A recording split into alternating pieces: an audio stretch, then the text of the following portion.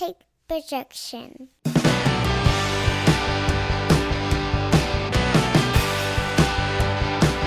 It's Friday morning. You know what that means. This is our inaugural episode of the Alabama Slam podcast. I'm Corey Hanna. I'm Patrick Akers. What's up, guys? We're gonna we'll go ahead and just get right into it. Along the way, we may drop in a little bit of background info. We did a little teaser that's up on the podcast stream about a week or so ago, but we're just going to jump right into this week's news in Major Wrestling. So Corey, this is something that you brought up to me. I don't know how this escaped me over the week, but Ric Flair is coming back into the ring. 73-year-old Ric Flair. When you first saw this, what was your kind of initial reaction to this news? Man, I wasn't obviously around for Flair in his glory days.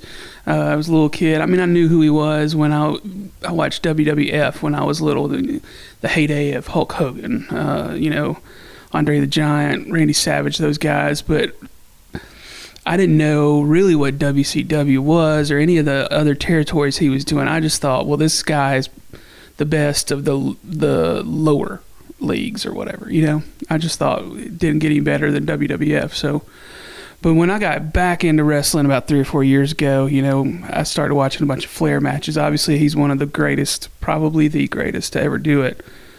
But I just don't know that we need another match. Like, what's the point, man? Are we going to watch this man die on TV? Well, that's the thing for me is that, like, dude, he's 73, man, and it's like I guess here's my biggest takeaway, and I think I mentioned this to you earlier in the week, was that, like, pro wrestling is an art form that sometimes does get taken away from the artist in a way that, like, there's 73-year-old actors, there's 73-year-old painters, there's any sort of writers, all that sort of stuff. But pro wrestling, even though it is an art form, it does go the way of sports, where, like, there are no 73-year-old basketball players because at some point physically you can't do it anymore, right? Yeah. And that time for Ric Flair might have been not just a long time ago, but maybe a long, long time ago, right? Right. And that end with Shawn Michaels, man, at WrestleMania was just so perfect. Yeah. That would have been such a good way to just end it. But well, I mean, where do you go from here? Like, hopefully this is it. Well, the speculation was that, he was going to have a match versus Ricky the Dragon Steamboat, who was one of his, like, biggest rivals. So, you had, arguably some of the greatest matches ever with Ricky. But if Ricky's not in, then what are we doing? So I've heard that it could be possibly Ric Flair teaming with FTR to go up against the Rock and Roll Express and another mystery opponent. I think I've heard that. I mean, who knows at this point? Ric Flair says it's happening. Twitter seems to think it's happening. We haven't got any other news confirmed other than, hey, July 31st, Nashville Fairgrounds, Ric Flair is going to have his quote-unquote last match.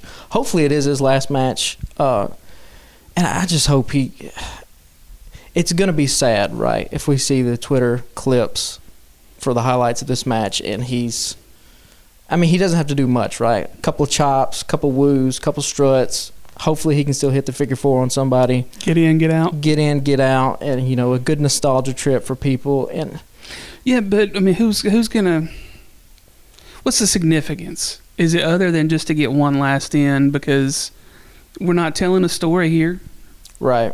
And hopefully he's not doing it for the payday. Right. Because that would be an even sadder fact if he's going back out there one more time for the money. I imagine it's not that. I imagine that, like, he still loves it, man. Like, we saw those clips of him locking up with Jay Lethal.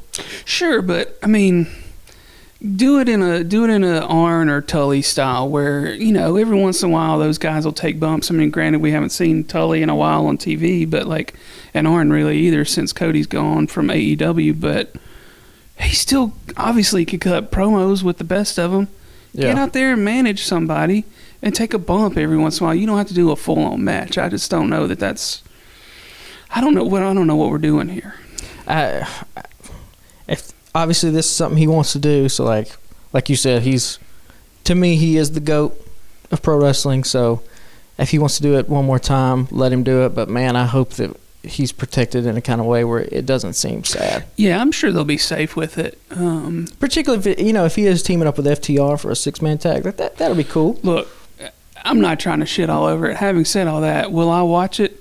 Yeah, of course I'm going to watch it. Oh, yeah, I'm going to watch it. Yeah, I'm going to watch it. So, I mean, I'm not trying to shit on it or anything because, of course, like, if he's going to do it, then I'll watch it. But he's not going to be in trunks, right? Surely not. Maybe a shirt. Yeah. Maybe some pants. Long tights. Shit, we may see him in some trunks. Who knows? If you're going to do Ric Flair, though, man, do Ric Flair. Come out with the trunk. Come out with the little RF. Come out with the robe. The leather skin. Give him the music. The boots. Let's do it all if we're going to do it. Yeah. I mean, yeah, go 100 in or not at all. Yeah. So, unless you've got other notes about that, there was another major story that broke Monday night. And we won't talk a ton about WWE on this podcast because we'll get into that some more later. Quite frankly, we just don't watch the product of that anymore. And we'll expand on that. But we're mostly AEW guys. But it's hard to pass on talking about what happened at Raw Monday night. Yeah, so Sasha Banks and Naomi just walked out of Monday Night Raw, and there's been all kinds of reports. I'm sure you guys, if you're even close to being any kind of wrestling fan whatsoever, and where you like look at the dirt sheets and are online, you've probably seen all the reports. At this point, there's reports that conflict other reports, but what we know for sure is that they dropped their tag team titles on the desk and said we're out and just left, and it caused a fluster and they got buried on commentary. WWE even put out a statement that, honestly, the statement is kind of what I had the most problem with, because it's just waving a flag like, hey, this is all fake, like it's all fugazi. Like, I think at the end of the statement it was like, WWE is a live scripted television show, and it's like, we don't need to do that, like, come on. But listen, you can go two ways with this, right? You can say, hey, Sasha Banks and Naomi are employees. They're paid to do a job. We all, in our jobs, have to do stuff we don't like, and we get paid way less. So, hey, suck it up and do it. On the flip side of that, though, you could say, and this, I think, is the position I would take. I know I come back to saying this a lot, like pro wrestling being an art form, but I do think it is an art form. And so if you take that kind of stance with it, what Sasha and Naomi do in the ring and the storylines they're associated with is their art. And so if they are put in a position to do something that they don't feel is right or feel serves in their best interest, it's maybe like with any job, maybe you do have to walk at some point.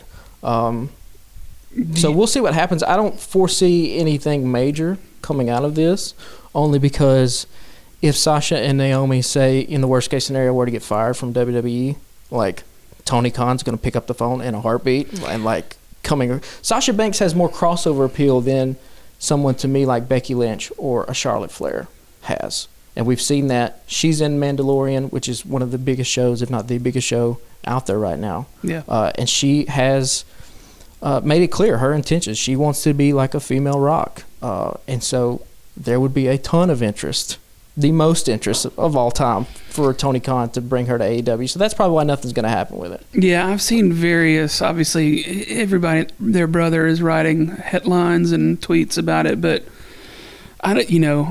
they said that Naomi's contract is set to expire soon, so she's probably gone, but then I guess Sasha's is probably a while longer, and like, Vince ain't going to just let her go because he knows what's going to happen. I mean, the minute he cuts her loose, Khan will be, knocking at the door. And one other thing to mention this, Roman Reigns has a ton of pull backstage. I mean, Roman Reigns is the guy in that company. Naomi is married to one of his cousins.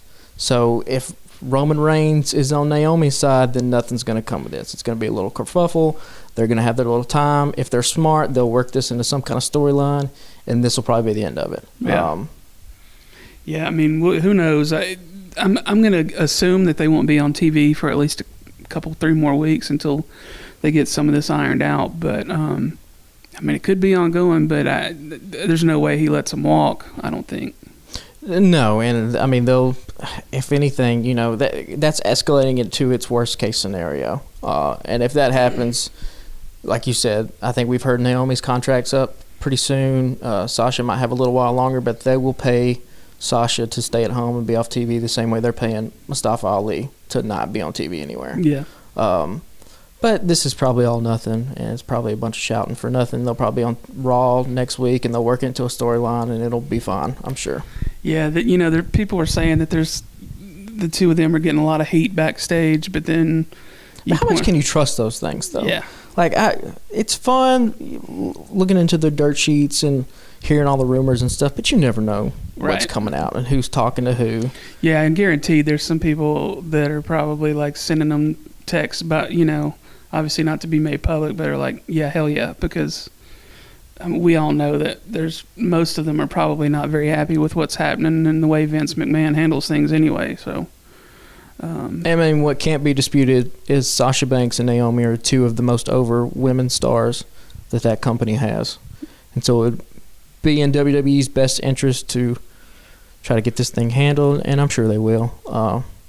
And if not, we'll keep talking about it. Well, unless you got other thoughts, I say we move on quickly into Rampage from last week. It was Friday, May 13th. It was not a spectacular show. I feel like Rampage could step it up a bit. Some weeks is a pretty good show. Some weeks are just kind of lackluster. I don't feel like they're using the show to further many storylines. So here's the thing. We talked in the teaser like, oh, we don't want to just shit on the product because we're not those kind of fans. This is probably a bad week to say that because there's not – between Rampage and Dynamite, to me, there was only a handful of things that really stuck out. Right. I tell you all the time here in the office, like, AEW is kind of schizophrenic. There'll be a couple of segments where I'm watching it and I'm like, man, this is everything I've ever wanted out of a pro wrestling show. And then it's immediately followed up by a segment where you're like, what the hell is this? Like, this is not good. And not even good in, like, where you can find some kind of silver lining in it. It's, like, straight up bad television. Yeah. And I think the only takeaway I had from Rampage, we keep going. So this TNT title, Miro had it for a long time. Obviously, Brody Lee had it, and he had some memorable matches with Cody Rhodes. Cody Rhodes had it, was doing an open challenge, had some fantastic matches with Darby Allin. That's how we got Ricky Starks. That's how we got Eddie Starks. Kingston. That's how we got Eddie Kingston. And now this title has just become like a bit part player in a really terrible middle school play where you have Sammy and Tay, who are doing their thing as like this obnoxious couple, which I'm not a fan of, by the way. I think it makes Sammy more interesting to have him and Tay be, or Ty Conti, excuse me, him and Ty Conti to be this kind of obnoxious couple where they're constantly all over each other. But like, does the TNT title need to be dragged up in the middle of that? Then you have this thing with Scorpio Sky and Frankie Kazarian. I thought it was a neat angle. It's a neat angle, sure, but it's like, what are we doing with Scorpio? So, like, he looked like he was going to be a babyface one week, and then immediately coming out of Rampage, he hits, he gets the win over Frankie. Yeah, I didn't hits him like in the head that. with the title belt. So we're immediately back. What were we doing for the past 2 weeks? Also, we have Ethan Page, who I think probably out of all those people has the most potential. He's got a great look about him, is a great promo. One of the best promos that AEW's done wasn't even on television. It was on their Twitter when when Scorpio lost the title and they put the camera back there and Ethan Page had the awesome promo where he's like bleeding from the eyeball. But yet they do nothing with him. Like, Men of the Year are a tag team. Me and you were trying to talk. I don't even know if they've had a tag team match. If they did, I don't remember it. Right, so like... But when you pointed out the other day, when was the last time we actually saw Ethan Page wrestle? Yeah, so it's doing none of these people any favors. It's not doing the TNT title any favors. That TNT title could be on any other number of people where it could be elevated in the way it was. So I don't know. I don't know what it looks like going forward. Obviously, they're going to do this thing with Paige Van Zant at some point where it's a mixed tag team match. Dan Lambert for me, like he can go. They don't need another mouthpiece Dan Lambert gets the wrong kind of heat, where it's not the boo, we don't like you kind of heat, but God, I wish this dude would get off my fucking television screen kind of heat. Yeah. Which is not the good kind of heat you want to have.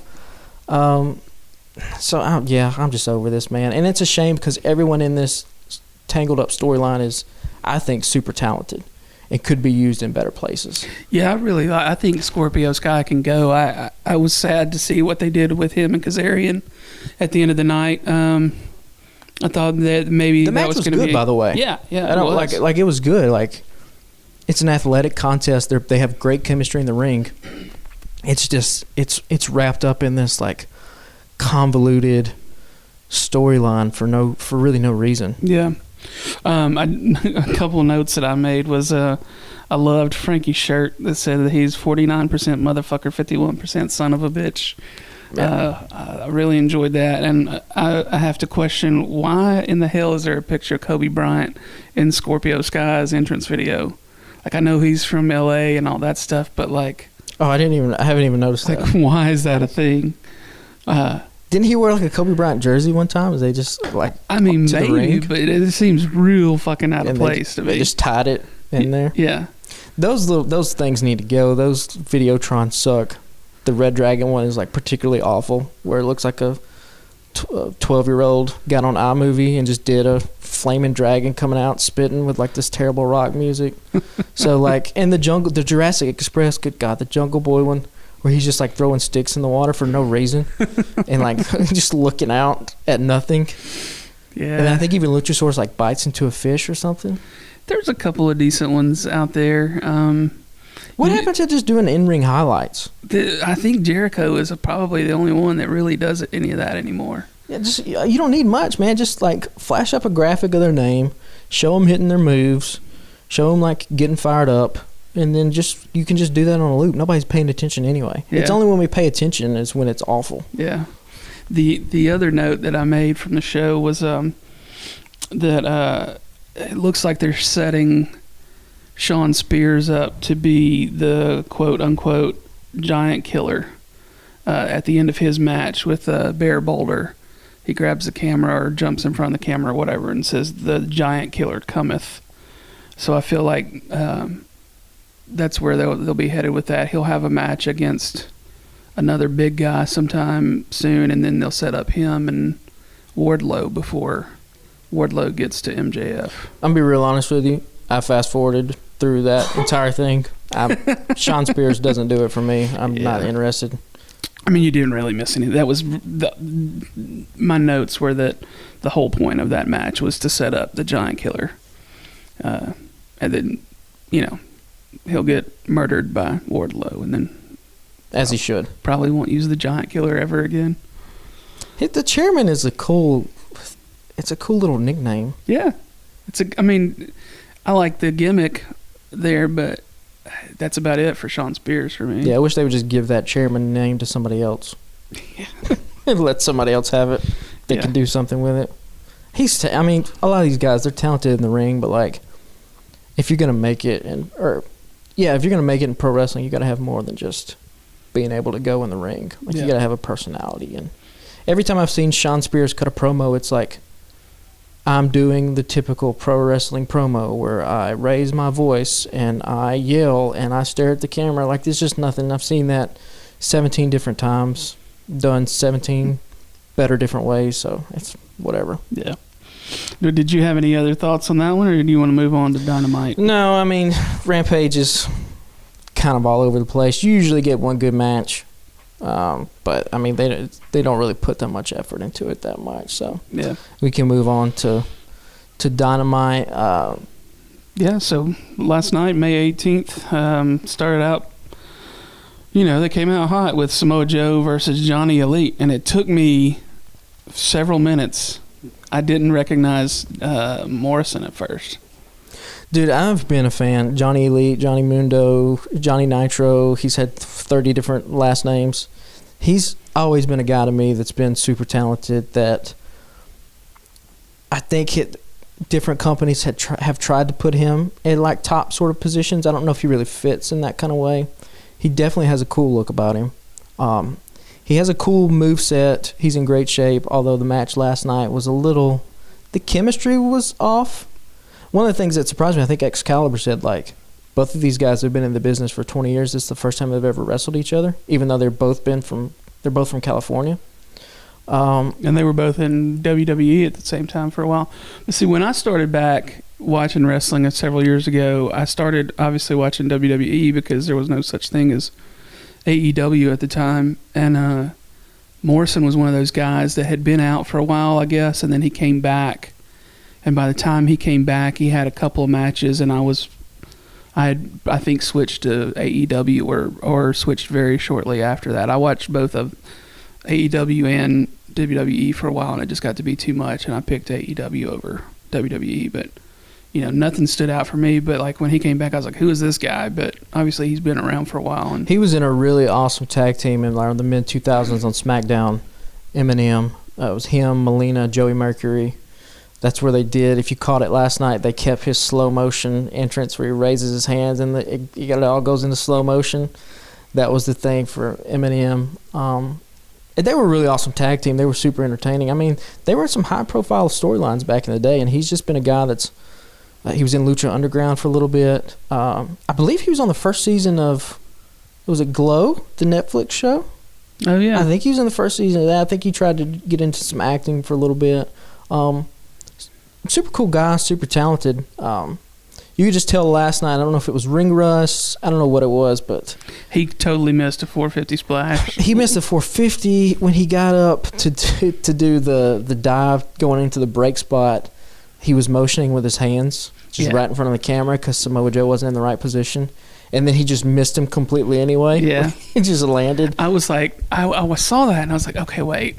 Did I just see what I thought I saw? I didn't know if like he was trying to do it as a taunt or if he was like legit, like, hey, get over here. Yeah, he's like, you're not in the right spot. But then he missed him anyway, which, I don't know, Samoa Joe still sold it. They still went to the break. And then, yeah, that 450, he landed on his knees first. And there were just a couple of moments where Samoa Joe, like, cinched him up and took him into the turnbuckle where they were just trying to figure out what to do.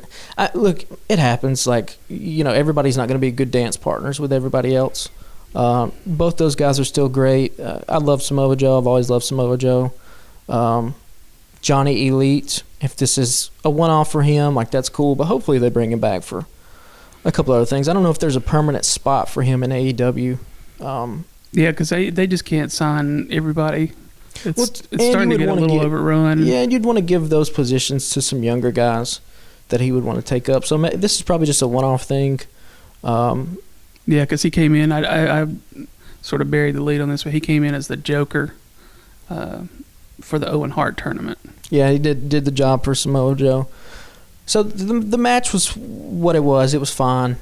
The ending of this, though, I don't know if we're ready to get into that with Jay Lethal and Satnam Singh. Yeah. So here's the thing. I know you got hot takes on Jay Lethal.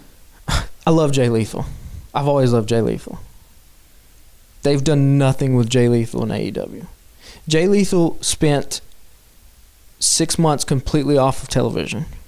He came back, was in a match against Jon Moxley, who is probably, if he's not the biggest star in AEW, he's definitely top 3. Yeah. And the crowd broke out into dueling, let's go Moxley, let's go Lethal chants. 6 months off TV. Lethal's getting those kind of reactions from the crowd. And yet they just beat him every time on TV. But then they're like, oh, no, he's the number one contender. Well, he's been wrestling on YouTube, and YouTube doesn't count. If it counted, you should put it on Rampage or Dynamite. Right.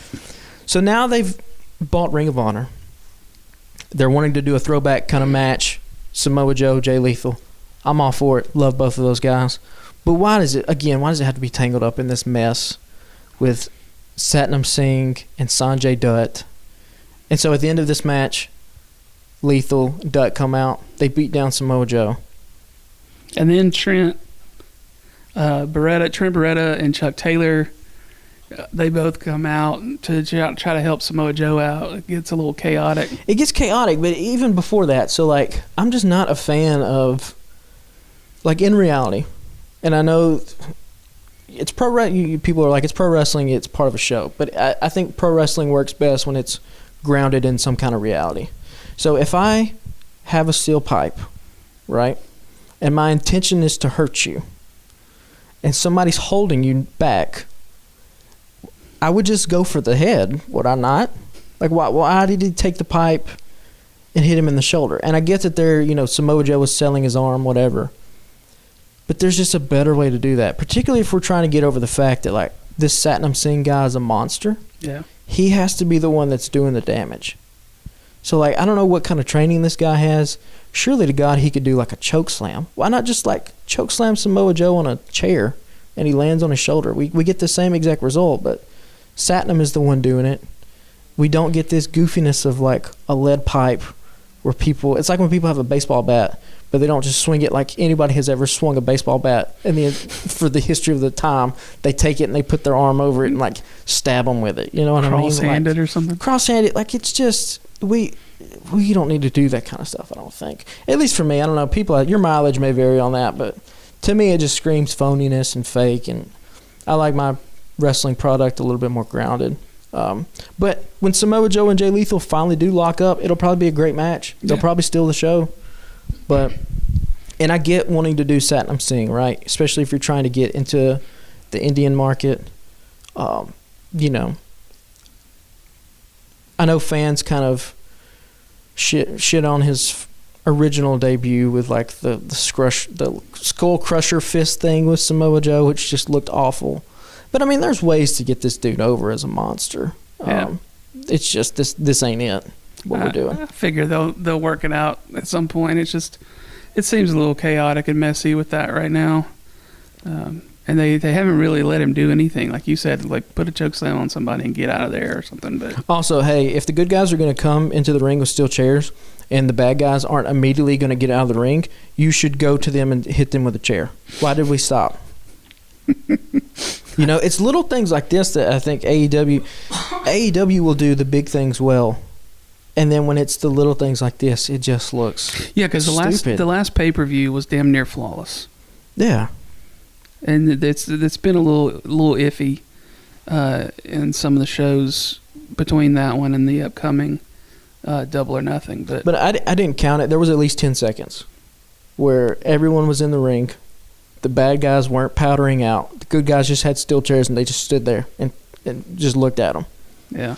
Like, let's swing it. If we're trying to make the save,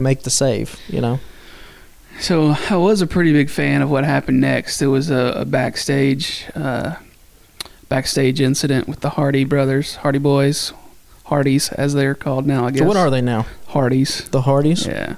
Okay. But I guess the Hardy men doesn't sound good on a T-shirt. True. I think they used Hardy brothers for a week or two, and then I think it settled on Hardys. I could be totally wrong about that. But they're obviously setting up a match with them and the Young Bucks. And like you pointed out to me a couple days ago, they're obviously not going to do Double or Nothing. They'll wait and do the big next event in California. So this will be dragged out for a while. But I mean, I'm for it. It'll be a monumental match. But the quote that I liked the best was Jeff Hardy said, "Get out of here with that Christian AF BS." Yeah, it's great. Yeah, this will be a good match. It just seems like this is where we were going all along, and for some reason, like you said, we've drug it out. It looks like they're going to do it in California. Does it feel, and this might be a little bit of a hot take, it kind of feels like to me that they've sort of botched this Hardy Boys reunion. I feel like Jeff had so much momentum in the world. You could have done so much as a nostalgia act, and they got caught up in that Andrade family office mess when they first got there. And now Jeff, for the past 2 weeks, has just kind of done his own thing as a single star. Yeah, I thought that was a little weird that they started doing him like singles all of a sudden. Like they're one of those teams that like they're a legacy team, I guess, almost at this point. And they were huge when I was in college and wasn't watching wrestling. But I'm still trying to play catch up with a lot of that. But it is I don't know that they've exactly stuck the landing. I know it'll all pay off. I'm sure they'll have a great match with the Bucks. And you pointed this out a week or two ago when we were talking about Matt Hardy clearly can't go like he used to, and Jeff's getting a little older as well. Jeff looked pretty good in the singles match there, the last one I saw of him, I thought. Yeah, I mean, if Jeff makes it, I mean, Jeff is. I think Matt's the older one. I think Matt maybe is 47. I think Jeff is the younger, around 44. But man, you add up the mileage on taking all the insane bumps that they've taken over their career. I mean, jumping off ladders, jumping through tables. I mean, that stuff adds up. Yeah. I mean, you can go on YouTube and see insane Jeff Hardy stunt after insane Jeff Hardy stunt. Plus, he's been open about his battles with drug use in the past, and I mean that takes a toll on you as well. I don't know it seems like this could have been a way bigger deal though when they first got there. But if we come around and we get a cool tag team match with the Young Bucks, obviously they even said in the little backstage segment last night. I mean, the Young Bucks they've obviously been influenced by the Hardy Boys, so it should be fun, and it'll probably headline that California show, so it should be good. So then they moved on from there to Hangman Page versus Takeshita, who I didn't know anything about. Is he just here for a couple of matches, or is this a big crossover they're doing? So they have an agreement with DDT, which is a promotion in Japan, and so that's where I think Maki Ito, who was the Joker on the women's side, I think that's where she comes from. Okay. But this is the first time I've ever seen him. I haven't really even seen any clips of him online. But man, he was impressive. Yeah. I think the thing that stuck out to me was just like, this dude's huge, man. I saw on the internet. He's solid. He could be a tight end. Yeah, he was 6'2", like 220. He's only 26 too, by the way. Yeah, he could go. So, and I thought this match was really awesome. Well, it's like you've said, and I keep saying this, you've said, we've been talking about this podcast for a couple months, and Patrick and I have these discussions pretty much every Thursday morning after Dynamite and Monday morning after the weekend Rampage. But, when Hangman shows up for a match, he elevates people. And he puts on a show. Go, man. He can go. You can say what you will about his title reign, and I think they have kind of done him a disservice in terms of just the storylines that he's been associated with. But when that bell rings and those lights are on, I don't know if there's a better big match wrestler in AEW than Hangman Page. Yeah. This was by far the best match of the night for me. It was up there for me. I think Kyle O'Reilly and Ray Phoenix we'll talk about later. I think I would give that one the edge. But, man, there were so many spots in this one. I wrote down that double German suplex spot where they just dropped each other on their heads. I legitimately on my couch just like, ooh, oh, God, landed flat back right on your neck. The whole last 10 seconds of it, even before Hangman pulled out the go to sleep, I thought that those last 10 seconds were and flawless. This is the thing that AEW can do. This is why I think probably both of us enjoy the AEW product more than the WWE product. It's just like I am a fan of like the in-ring matches, and for a while, it feels like to me at least the thing that WWE has conditioned their audience to believe is that the matches are the things that are of the least importance on our program. To WWE, the costumes are bigger, the entrances are more important. It's that kind of stuff. They want wrestlers that people can cosplay as. And not that AEW doesn't want those things either and doesn't put an emphasis on entrances and costumes and things like that. But AEW is at its best when it puts these two guys in a ring and it gives them 15 minutes and they just wrestle. And so I think that's where probably I'm much more of a hardcore wrestling fan. This is why I enjoy this product more. And I mean, this is a perfect example of it. You put two guys in a ring, you let them tell the story. What's this dude's name? Takeshita, yeah. We're really showing our redneck itis here. We can't pronounce these Japanese names. I even wrote it down like a pronunciation thing, and I can't read my own handwriting. Yeah, but he was super awesome, man. This was super good. Not a fan of the ending again.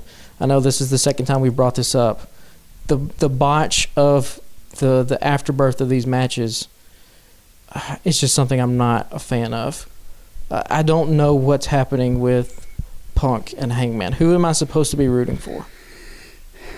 I don't know. Do you think they're setting it up for like a sort of a chaotic neutral sort of thing? Because I feel like it was almost kind of a heel turn for him to use the go to sleep, which is obviously one of Punk's finishers. But Punk did it to him first. Punk did hit the buckshot last week. Yeah. But to me, if let's say, and we're all speculating here, if we're turning Hangman heel, this is the absolute worst way to do it. I hope they don't do that. But I don't know if we want to turn Punk heel, because Punk. Good luck getting anybody to boo Punk on that roster outside of maybe Eddie Kingston. I think Eddie Kingston is the only guy on that roster that can go toe-to-toe with Punk on the mic to get fans to turn on CM Punk. Yeah. Anything else, I don't think people are going to be rooting for CM Punk regardless of his actions in the ring. And if we're just going to do a babyface type thing, again, I'm cool with. But, man, babyfaces can't back down from altercations. So who walked out first last night? It was Hangman. Yeah. They stared down. Punk walked down the ramp, got closer, lifted his hands up. There was a little bit of boos, a little bit of cheers for both guys when they did their thing. But then Hangman is the first one to walk away. Yeah. So I don't know. I don't think it painted him a good light. And if you were going to turn Hangman heel, there were better ways to do it. I mean, to me, and I think I mentioned this to you, that match that Punk had against Dustin Rhodes was awesome. I mean, it's a throwback, classic kind of match. But Dustin's in his 50s. What was the page said? It was a Bret Hart circle jerk or something? Masturbatory Bret Hart match. Yeah. But, like, if we're going to do this route with Hangman, why not have Hangman take the route of, hey, man, I'm the champ, and I just saw you struggle with a dude that's 52, and I'm at the top of my game. Like, you don't stand a chance against me. I'm going to kill you. Like, and he kind of said that a little bit, but I think part of the problem, too, is, like, he got COVID there, so he missed that 1 week. So it feels like the momentum is kind of off here. We're trying to play catch-up, but doing it in a bad way. Yeah. Kind of. So. Yeah, I think he and Punk will obviously put on a banger of a match, and I feel like that'll be the highlight of the Double or Nothing. I mean, I could be wrong, but no, this thing at Double or Nothing is probably gonna hit really hard. It's gonna be awesome. Yeah. But again, it's like the build up to get there is right. Been kind of lackluster. So we'll move on to the next match. I feel like the only purpose that I could see that the next match was Swerve and Keith Lee versus the Workhorsemen, which was J.D. Drake and Anthony Henry. That was really just a setup for the three-way tag team match that they're going to do. They're going to obviously do Swerve and Keith Lee versus Ricky Starks and Powerhouse Hobbs, and then Jurassic Express. So they set those up as for the tag titles, and then they're doing, was it Swerve versus Ricky versus Jungle Boy? Jungle Boy, yeah, next week. Which seems kind of weird. Yeah, I mean, you're trying to keep these guys, storyline-wise, kind of keeping them in the same orbit. I get it. Keith Lee and Swerve seems like a natural tag team. They have good chemistry. That finishing move. Their finishing move is pretty badass. It's pretty awesome. And I think I caught it. It finally has a name, The Fall from Glory. Okay. That's a badass name. I totally went over my head. I think that's what Excalibur said. I might be wrong. I know Swerve had tweeted something out, like wanting fans to kind of name the move. If we wanted to talk about matches that could steal the show at Double or Nothing, this three-way tag team match could be it. There could be some insane stuff get pulled out in this match. I'm a fan of almost everyone in this match. Luchasaurus is kind of hit or miss for me. I love Powerhouse Hobbs. I love Ricky Starks. And first of all, people were shitting on Ricky, the characters, Swerve, Keith Lee. They were talking about Ricky's outfit last night. Ricky looks awesome. That was a badass look that dude has. To be able to pull off shorts and shirts that's the same color. Yeah. And shoes with no socks and somehow not look like a douchebag. Yeah. That's a feat in and of itself. And he's a guy too that I think I'm really looking forward to what the future looks like for him. Yeah, I like him a lot too. I liked him from his first match with Cody when they had the open challenge for the TBS title, I guess, at that time. It's still funny to me that it feels like, and I could be totally off base, but the FTW title is just a title that gets passed around between the stable of Team Taz, and right now it's only Ricky Starks and Powerhouse Hobbs. I know it was a legit belt back in the day, but like Taz just showed up with it on TV one day. It was like, hey, this exists again, and I'm putting it on this guy, and then I'll go for 6 months a year and put it on Ricky Starks, whatever, because Brian Cage had it for a while. But I mean, Hook's out doing his own thing. Yeah, and Hook is a babyface now, I guess. Yeah, like he doesn't with Danhausen. Yeah, but it's still with Team Taz. AEW does that a lot though. I guess FTR is still a part of Pinnacle. Yeah, they haven't officially dissolved that yet. They haven't. So AEW will just kind of pair these people up for like no reason. What happened with Danhausen and the Best Friends? So they're just not a thing anymore? All of a sudden he was with them in, cutting like team promos or whatever, and then he's just disappeared. We can, I'm sure that'll be a storyline next week. Yeah. I think they'll probably pop up on Rampage. Yeah. This coming Friday. But yeah, so I think, yeah, you're right. The Starks, Jungle Boy, Swerve match could be it could be good. It just seems kind of pointless, but I think the tag match, that tag show title would be pretty good though. And I mean, you can see where this is pointing. Obviously, like Christian Cage is going to turn on Jungle Boy. Yeah, at some point. He called him a loser last week or whatever. Yeah, and that's been a good. I will say this for AEW: when they do long form storytelling and get it right, it's really awesome. You saw it with the Kenny Omega Hangman stuff. And they've been setting up this Christian Cage Jungle Boy feud for like a while now. You can go back. I think probably months ago, there was a little moment where like Christian just turned and kind of gave him a look, and like the camera just caught it. And so like little subtle things like that I really enjoy because it feels like you're being paid off for watching this stuff closely. You're being rewarded for your attention. Yeah. And your intelligence isn't being insulted. So yeah, that'll be cool when it finally happens, and that's a good use of Christian Cage. I think that they've used him well as a veteran that comes in there and lends a little bit of star power to a rising up tag team. I just want to see Luchasaurus out of that mask. That's the only thing that gets me. And I know you want to have something for the kids, selling merchandise. I get all that, but like, it just kind of looks goofy. And the dude is good in the ring. Yeah. He doesn't need all this other stuff. Yeah, he kicked shit out of some people for sure. It is a little weird, though, that like all these other people are in the title hunt and FTR is nowhere to really be found. Well, that's because these rankings don't mean anything, and they should stop with them because it's stupid. Because FTR has both the AAA belts, the Ring of Honor belts. They are, I believe, they're the number one contenders. If not, why would they not be? Then the rankings are stupid anyway. So, like, they should just do away with them. Yeah, because, I mean, they made it a clear point to announce that Swerve and Keith are ranked number 5. Well, why the fuck are they getting a shot? Yeah. What are we doing? That's a jump we can make. We're just going to skip 1, 2, 3, 4, go all the way to 5. I mean, I get it for entertainment value, but, like, if you're going to have the rankings, you need to at least hold to them. Yeah. But, I mean, especially because they made such a deal about that when AEW first started. Yeah. I do like that they keep up with the win-loss records. That's good. Yeah. But just don't have the rankings. You have one without the other. Yeah. So moving on to the next one, we have Wardlow getting his 10 lashes, which I don't think had quite the impact that it had when they did it with MJF and Cody a couple years ago. I think that was designed. I think that was probably the point. Yeah. Before we get into the MJF stuff, though, this segment, you and I were talking. So this MJF 2024 free agency has really taken on a life of its own in a way that I think me and you both thought when it started getting mentioned that, hey, this is just a work. This is just what MJF is trying to do to get heat. It's a cool little thing. He's acknowledging the other competitor.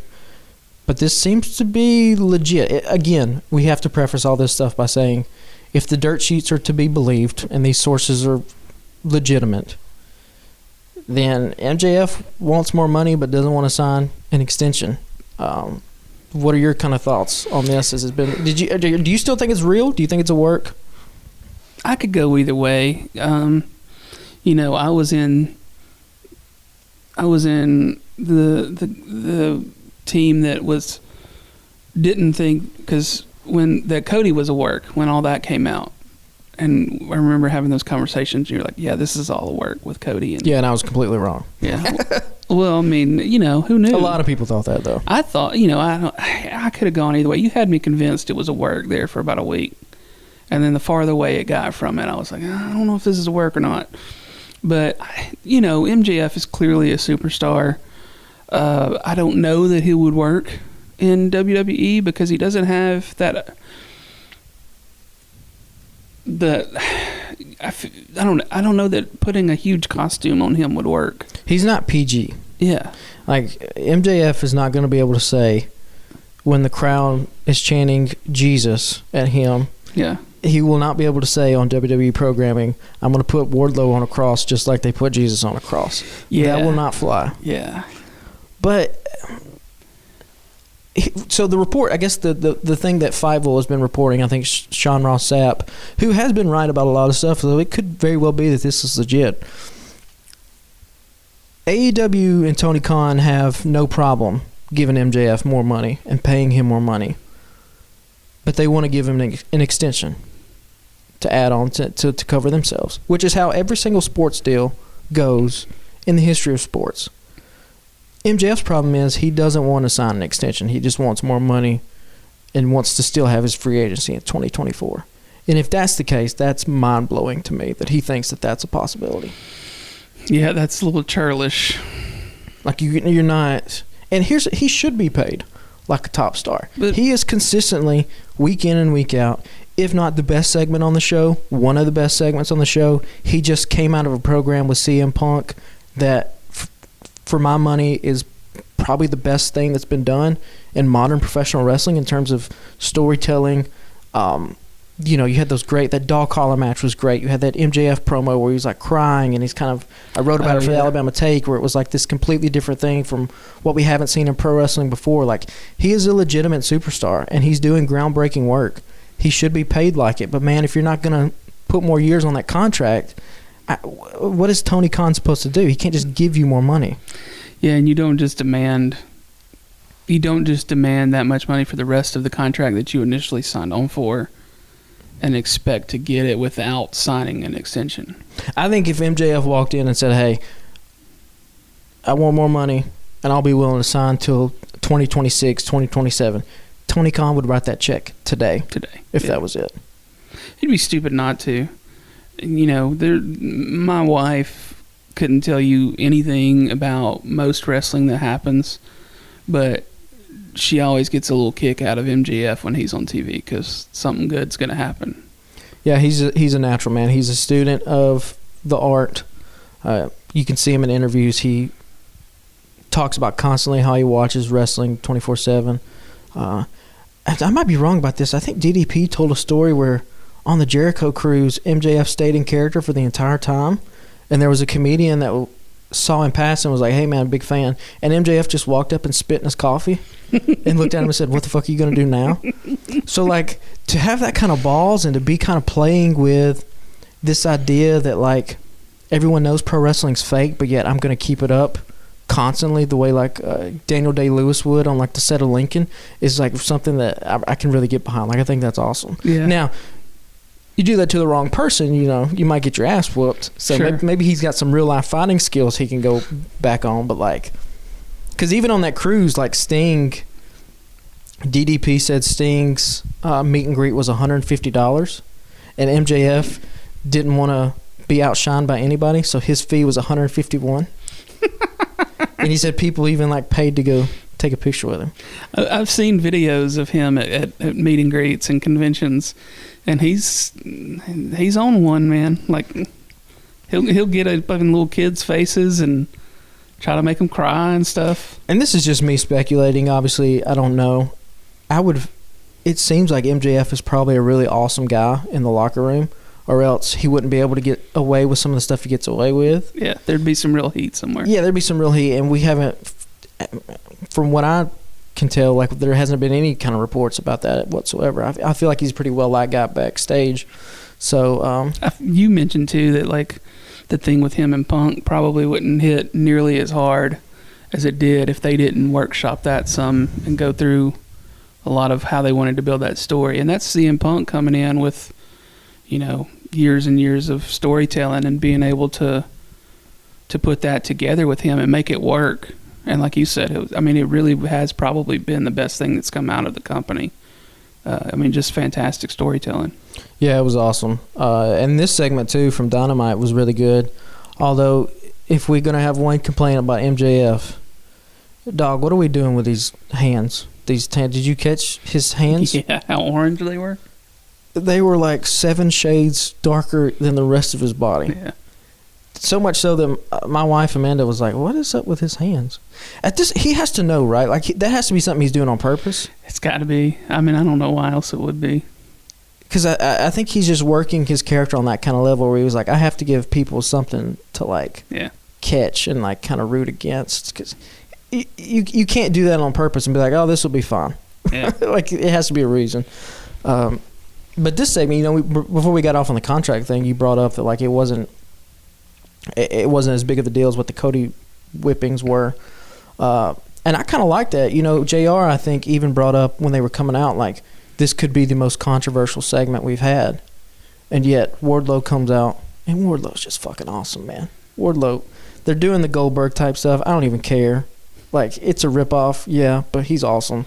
He's giving me, like, early Batista vibes. And that crowd is just... eating it up. Dude, they're so ready for him to get his hands on MJF. But Wardlow took those first lashes, and he didn't even blink. And not that he didn't flinch. The dude didn't blink. Go back and watch the segment. He didn't blink when the belt hit him. So you think he might have been deadened a little bit? Oh, I think that gave him a little shot in the back. A little deadened the nerves a little bit so he couldn't feel it. Yeah. Because, that was... he ate 7. And look, I've been whipped with a belt in a professional wrestling ring before. It is not... It hurts. Like, it hurts where I would rather take a bump off anything, probably. Well, not anything crazy. A normal type bump than get even halfway whipped with somebody swinging at like 75% with a belt. Like, those things hurt so bad. And he ate 7 of them to the point where it turned the segment on its head. Yeah. And I loved it. I love that so much that we build it up to be this thing, and then Wardlow's just such a badass that it doesn't end up being the thing. And then, of course, MJF, they're cowards. They kick him in the nuts, and then they whip him. And Sean Spears, like, all that stuff's great. This is the best stuff. Again, MJF's program with Punk was the best segment, the best program of the last pay-per-view. MJF and Wardlow, they're being the best program leading up to Double or Nothing. There really isn't anything that's close to it. I mean, the CM Punk Hangman stuff, it only started a couple weeks ago. Yeah. In between Hangman, we had Hangman and Adam Cole doing their little thing for a little bit. So what do you think is the outcome of the MJF and Wardlow match? Like, the whole stipulation is if MJF wins, then Wardlow's gone. If Wardlow wins, then he gets an AEW contract. I don't know if they'll put Wardlow over because they've got MJF is built. He's basically undefeated except for a match against Punk and maybe one more. There's a handful of times I think and then there was the count out loss he had to. Yeah. Was it Sean Dean? Is that the guy? Okay. That Wardlow took him and gave him the count out. But they've made this whole thing about how he hasn't been pinned.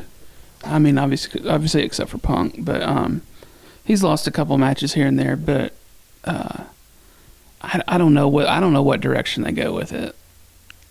This is just pure speculation here. But if we ever wanted to get in a situation where we have Tony Khan become an on-air character more frequently, nobody needs that. I don't think we need that. I wouldn't want to see that. But this is a place where you do it, right? Like if MJF beats Wardlow, and then you just have Tony Khan come out and give Wardlow a contract anyway, we are, and if we're to believe that there's legitimate kind of heat between Khan and MJF over this contract situation, you might be on and we something. want to play that on air and get some run out of it, like this is the place to do it. Now, it's probably not. I think the less we see of Tony on screen, the better. Yeah. He seems like an awesome guy, but he's just not. This isn't Vince McMahon, Mr. Vince McMahon from feuding with Stone Cold Steve Austin in the Attitude Era. Like he doesn't. Tony Khan doesn't have that in him. All right. So I don't know, man. Obviously, Wardlow's not going anywhere. Whatever the situation happens, I mean, that dude's going to be in AEW. He's going to be a staple there. But I don't know how you play that, because I don't necessarily think you let MJF get beat on consecutive pay-per-views like this. That's a good point, too. It's interesting.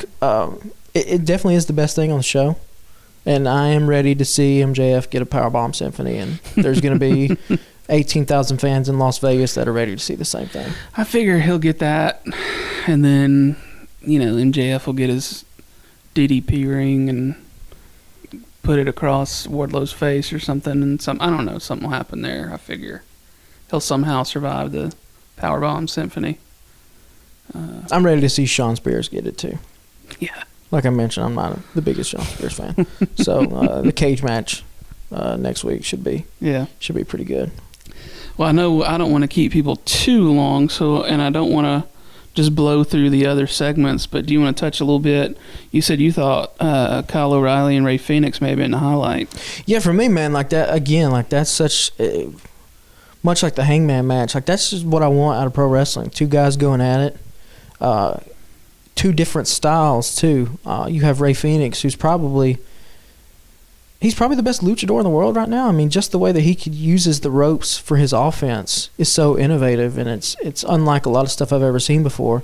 And then Kyle O'Reilly with that MMA submission background, and those two just had, I don't know if they've wrestled each other before in singles matches, but they seem like they had great chemistry. And that finish that they did where they transitioned into that cross arm breaker where Kyle O'Reilly got the win, I thought was just really good. I'm not the biggest fan of Bobby Fish. I would much rather see Kyle O'Reilly kind of be on his own, even if he's still aligned with Adam Cole in some kind of way. I think Kyle O'Reilly just has so much going. He's got such a charisma to him. And you saw when Sting came out and like threw the chair at him, just the way he sells stuff, the chair shots. He's just so good, man. And this match was the highlight, and we'll see what happens with Kyle O'Reilly going forward. I think he's up against Samoa Joe next, that sounds right. If that's where he's at on the bracket. So that should be a good match too. It'll be real stiff, and I'm sure I'll be a big fan of that one too. So I do want to touch briefly on the segment with Jericho Appreciation Society and the Blackpool Combat Club. Jericho took a couple shots at Regal and his abuse and addiction and abuse of drugs and alcohol, I guess, in the past, which I thought was a pretty low blow. But it's Jericho, I guess, so that kind of shit's going to happen. But then Regal came back with the toothbrush angle, which was pretty funny. Yeah, I mean, the big thing out of this, John Moxley gets on the mic and says what everybody's thinking. He just says, "Nah, I'm not doing that shit," which got a huge pop. Just great. Like, he's so good, man. And I will say the one thing I don't know, there's so many stars in that black. You saw in that ring last night, you have Eddie Kingston, who still, they've kind of botched him too. They haven't done much with him, but if he's not one of the most over guys on the roster, he's close. Yeah.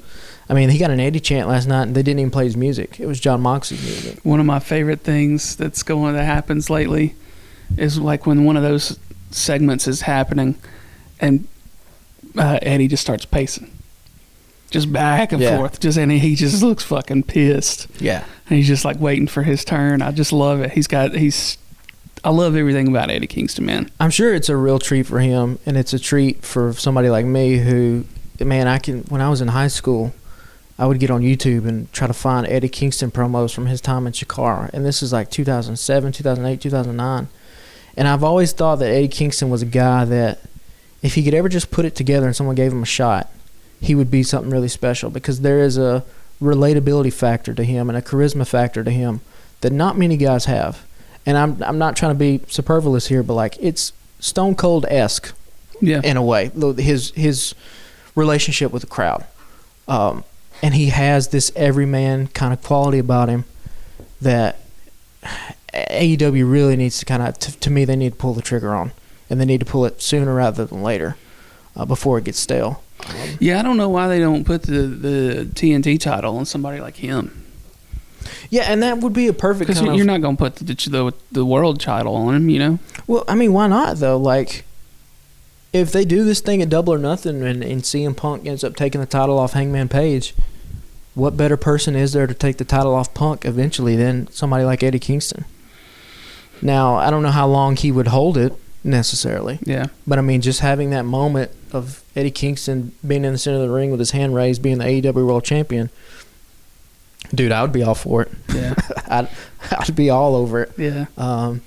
But last night, you know, just having all, you have so many star powers in that. Bryan Danielson's in there, John Moxley's in there, Eddie's in there, Santana Ortiz, two guys who, if you ask me who's improved the most since AEW's been on television, it's probably those two guys. Yeah. Santana looks like $1 million now with his. Yeah. He's put on some muscle mass, his physique. He looks awesome. Was Yuta even? So I believe, if I read correctly, Wheeler Yuta is over in Japan competing in the Young Lions Cup. Okay. Which is a big deal for him. Sure. Again, another guy. Wheeler Yuta is a dude they've kind of brought up from the ground up. He's kind of got a groundswell following with the fans now. I just don't. Maybe the match will be good. I think there are better uses for both of these teams. Jericho Appreciation Society and the Blackpool Combat Club. There's better uses for both of those guys. So the last thing I'll say on that, the Jericho song absolutely sucks, and let's quit hearing it. It's awful. I don't know how other people feel about it. It's an awful song. It's cool that the crowd sings along to it, but I think my high school, I used to call it like butt rock, like in the Nickelback, Stained, all those like awful rock bands. Yeah. Look. No offense if you like the song. No, I do not like the song. It is fun though. After I've had a couple of drinks, and he comes out, my son and I will sing it together. Kind of ironically. I think Carter genuinely likes it though. There's a lot of, when AEW does those crowd shots, there's a lot of people that really like it. They're either three sheets to the wind and don't care, or they're really into that song. Yeah. It is fun to sing, ironically. But no, I'm definitely not going to put it on a playlist and play it in the car or anything. I've always been a Jericho fan, though. I'll still be a Jericho fan. He's great. I didn't like him at all when I first started watching AEW. I was like, this guy he's done. He was out of shape. He got on my nerves, but he's fucking funny. And now I don't know what he's been doing, but he has gotten ripped. I think he's quit drinking. that could vodka do it for you, you know? Yeah, that could do it. But yeah, he's fun. I like him. I came around on Jericho. This stable that he's got now is really shitty, and I'm over it already. I don't know, you know. I like Daniel Garcia, and who is the nipples guy? The one that I tell you always looks like he's straight out of Goodfellas. With the eyes. I couldn't tell. I can't remember his name. I'm a fan of him. I wish they would do more stuff with him. Joey Pepperoni or something. It's Matt something. I don't know. But it's just his look, man.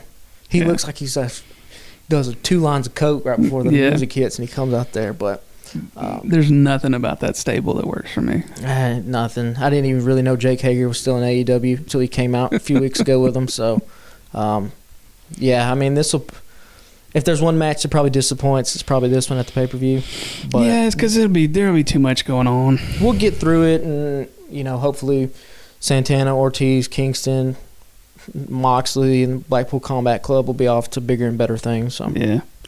So let's get into the Britt Baker and Maki Ito match real quick. This is our first show, so we haven't established a lot, but I cannot stand Britt Baker. I know she's the best that the women's division has right now. I don't know. She might not even be the best in her group. I'm a big Jamie Hayter person. Yeah.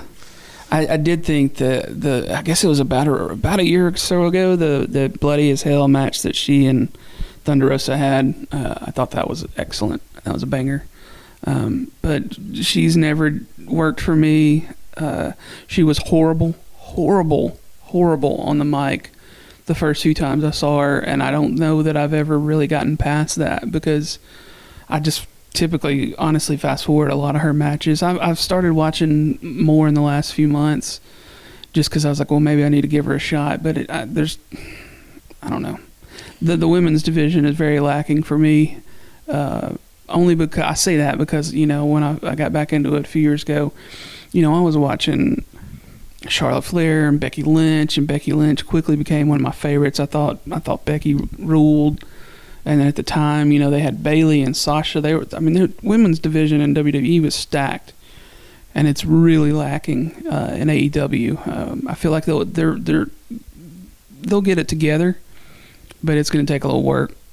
Bringing in Ruby Soho, I thought was pretty good. But then they've done nothing with her. Yeah, they've done nothing with her. She beat Riho last week, but that's it's a pretty lackluster match. Yeah, they have pieces. Like Britt Baker is a piece. Toni Storm is a piece. She's a big get. I like her look. I wasn't really that familiar with her work, but great look. Seems really good in the ring. I like Statlander. Statlander, yeah. She's, I don't know if I'd put her up on the list. I think Jamie Hayter is someone that's criminally underutilized, and the fact that they have her paired up with Britt Baker is probably part of the reason why AEW's women's division seems so lackluster, is because obviously WWE has a head start on them in terms of women's wrestling. But AEW could still do some interesting things, but they just have these people paired off in weird kind of combinations. So, yeah, Britt Baker gets the win. I mean, I didn't know Maki Ito. Apparently she has a big cult following online.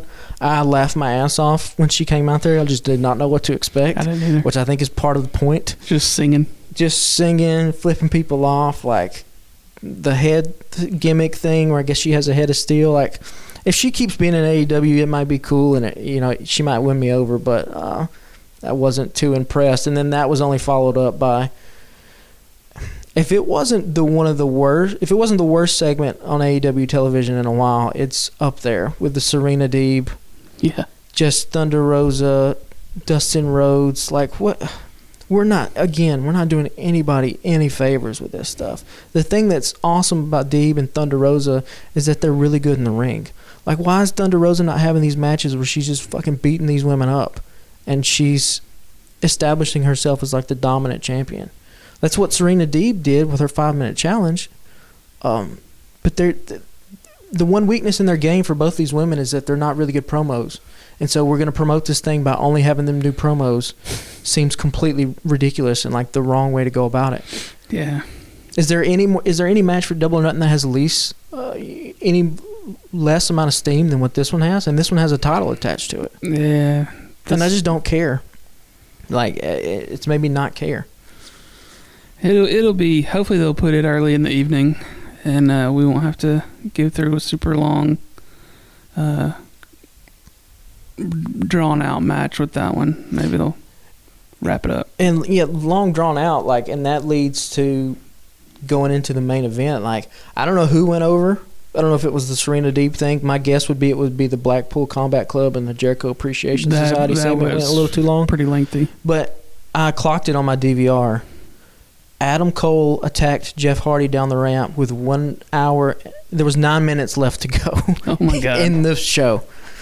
So, like, I don't think that was what was originally was planned. You can't tell me that they gave them 8 minutes to do a main event of that caliber. And again, like we've talked before, I think Adam Cole, whatever momentum he had coming over for NXT, has probably been lost. I do think he can probably get it back. He's a talented enough guy on the mic and in the ring that, maybe he ends up winning this Owen Hart thing. And I think that's kind of what they're setting up. But what does the winner get? Well, the rumor is that there's 2 titles that have been created that they haven't announced yet that they'll give to both the men's winner and the women's winner. It's like a triples match, probably. Triples, don't you think? Well, no, they're in some way. Well, so again, they think that they have. There's probably already a trios belt that's been made. Yeah. I think in interviews, Tony Khan has said he's kind of waiting on Kenny Omega to get back from his injuries before they unveil those. And if you look at a lot of factions in AEW, there are a lot of 3-man Death groups. Triangle. That was one of the things I wrote down was that match in was it Rampage with the Death Triangle? And Yeah. the only purpose was to probably set up that they're going to be in triples competition. Yeah, so you got Death Triangle, you got House of Black, the Best Friends, I guess, without Danhausen. You know, you put Trent, Chuck, Orange Cassidy, that's a 3-man team. There's a lot of 3-man factions. So a trios title would make sense. Even Adam Cole, like you have Adam Cole and Red Dragon, that's a 3-man team. Yeah. But yeah, the rumor is that whoever wins Owen Hart is going to get another title involved. I hope we don't get too crazy with these titles because then they're not going to mean anything. Right. But this, I mean, the match was fine for what it was. I mean, you can't really do anything in 8 minutes anyway. And then, of course, you get the beat down afterwards. That's a common theme. AEW does that a lot. we have the match and then we beat down people. So do you think that, like, did they set up the ankle break for Sting? Do you think that they'll play that into a storyline along the way? Like, I'm sure that's they obviously will. Something they'll have going on for the next few weeks. I'm sure they will. I wouldn't be surprised if, like, next week there's some kind of match that's announced for Double or Nothing. Because we haven't filled out the card for Double or Nothing. There's probably 3 or 4 more matches that'll get announced. Yeah. To really round out that card. I'm sure there'll be something with it.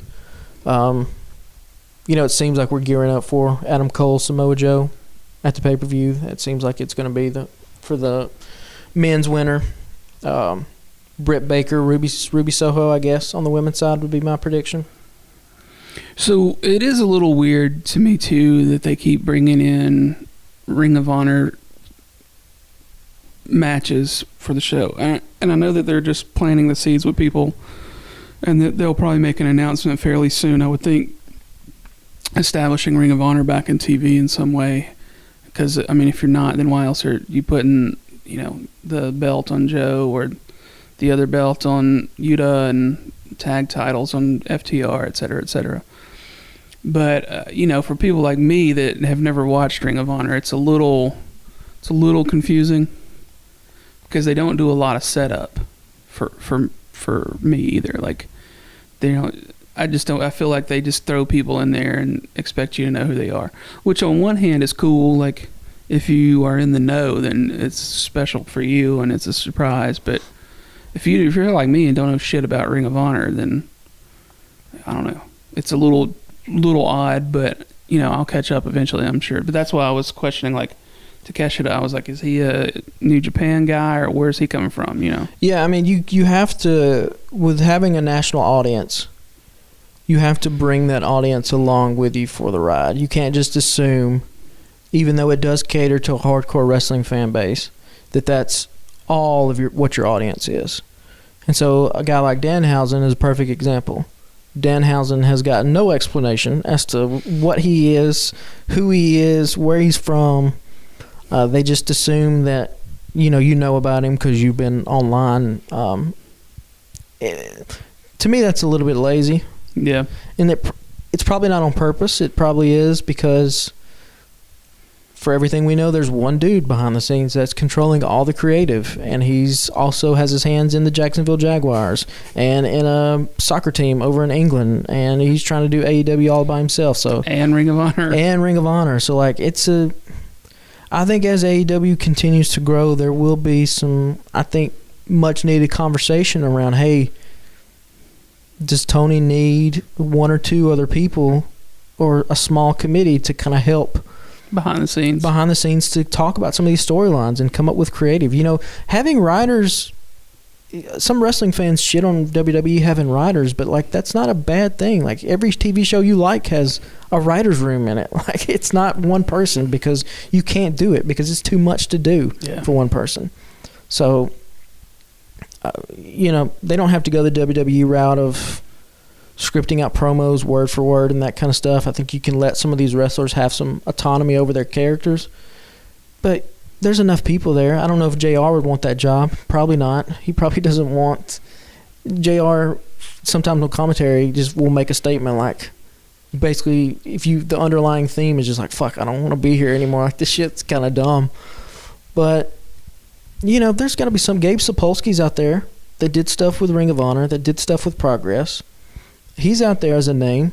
Do you bring CM Punk in more into the creative side here in the next couple of years and let him kind of be part of this creative writing committee? So, I don't know. Those are some conversations it's going to have. And it'll be interesting going forward to see how that aspect of the promotion rounds itself out. Yeah. Well, we're almost done for the week, but I do want to resurrect a segment that I had on my old podcast. I had a podcast a few years ago just called The Alabama Take that was housed on the alabamatake.com, which we're sort of a little piece of the pie over there now with our new podcast. The Alabama Take was started years and years ago in Tuscaloosa by Blaine Duncan and T.D. Wood and CR and a bunch of other folks that contributed over time. Mostly was blogs and reviews and articles about all kinds of stuff. But Blaine resurrected the site a few years ago, and he knew that I had an interest in doing a podcast, and I didn't have a name, so he said, "Why don't you just call it the Alabama Take?" So I would always end the show with what we call Done Up Real Good. And if you don't know what Done Up Real Good is, it's a thing that, again, stemmed from Blaine and his mom. He always said that when he was little, she would be ironing his clothes or whatever and be like, well, this shirt or these pants are just done up real good. And so they sort of adopted it to be like, what's working for you right now? What are you into? What do you like? And we always said it could be, a record or a book or a movie, or hell, it could be a sandwich or whatever. It's just whatever you're into right now. So what I'm into right now is the new record by Mammoth, WVH, which is Eddie Van Halen's kid. I was real skeptical to listen to it at first. I was real late to the Van Halen game. They were huge when I was a kid, but I never really got into them, even as a kid that tried to learn to start playing guitar. I liked a handful of songs along the way, but I don't know if I ever actually bought any of their records. But I got real into Van Halen a few years ago, and when Wolfgang put his record out, I was a little skeptical to listen to it, but it's actually phenomenal. It's great songs, great lyrics, great vocals, great playing all around. He played every instrument. And it's fucking awesome. That's what I'm into right now. What about you, Patrick? What's done up real good? So we're recording this on a Thursday, and for some reason, I am unreasonably excited about the new Harry Styles album that's going to come out tomorrow. Roll Tide. And it's, dude, he's just so good, man. Like, as a pop star. And just in a vacuum, if you were like, oh, would you like this kind of music? Like, no, probably not. I don't like a lot of pop music like that. But there's something about this dude. I don't know if it's... First of all, he's incredibly handsome. Let's just get that out of the way. I mean, the dude looks like $1 million. But also, like, the single off his new album, As It Was, I think I was driving somewhere. I only had like a 10-minute commute, and the song is about 3 minutes long. I just played that bitch 3 times in a row. Like, it's so catchy. And I think for what he's doing, a bunch of conservative people got on his case about wearing a dress on the cover of Vogue. Like, I've told you before, man, I'm just a fan of people that are provocateurs, that just get people pissed off. Like, I've never listened to Lil Nas X, but I love that dude for all the stuff that he's done. Yeah. Like, so with Harry Styles, just from the growth from his first record to now, like, you can tell he's just coming out in musical form. I don't know. I sound like a 15-year-old girl right now. It's good. I'm going to listen to it. You should listen to it. If you don't listen to it, expand your mind. Try it out. Well, all right. We'll get a little bit of housekeeping in before we sign off. As we mentioned, we are a part of the Alabama Take. Obviously, we have the alabamatake.com. There's a couple other podcasts on the site. The Taking It Down is the pop culture podcast over there. They talk about TV, movies, and music weekly. They're going to be off the week of the 24th, and then they'll be back on May the 31st. And there's another podcast called This Song Sucks, who is currently in a break, but they'll be back soon. It's sometime in June. No set date on that yet. It's sort of a comedy podcast with 2 or 3 friends sitting around, and they'll pick a song each week and just shit on the song and talk about why it sucks, which is always fun. And I think we are legally obliged to tell you to please leave us reviews on iTunes and wherever you listen to your podcasts. I think that helps it show up for more people that are, searching for wrestling podcasts or whatever. Unless you don't like the show, and then keep that shit to yourself. Yeah, fuck it. Don't tell anybody. Subscribe to us on whatever podcast app you use, and follow us on Twitter and Instagram. It's at Alabama Slam Pod.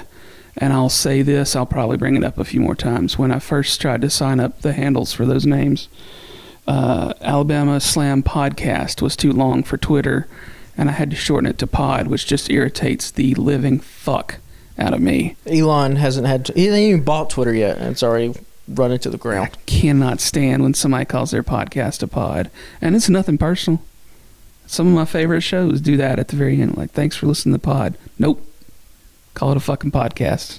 I don't know why it bugs me so much, but it does. So that's my little rant for the day. Patrick, you got any parting thoughts? I don't have anything. This is our first one. I feel like we should have got a cake or something. Yeah, y'all send us a fucking cake. Send us an email. We're also alabamaslampod@gmail.com. And follow. We don't have a Facebook. We thought that might be a little too much because we do a lot of promotion through the Alabama Take Facebook. So follow that. And give us a shout. Tell your friends about us. Spread the word around if you're a wrestling fan. If you got any ideas on things you think we need to talk about, send us a note throughout the week. We'll try to touch on them and, stay in touch and all that shit. Good pod, Corey. Roll Tide.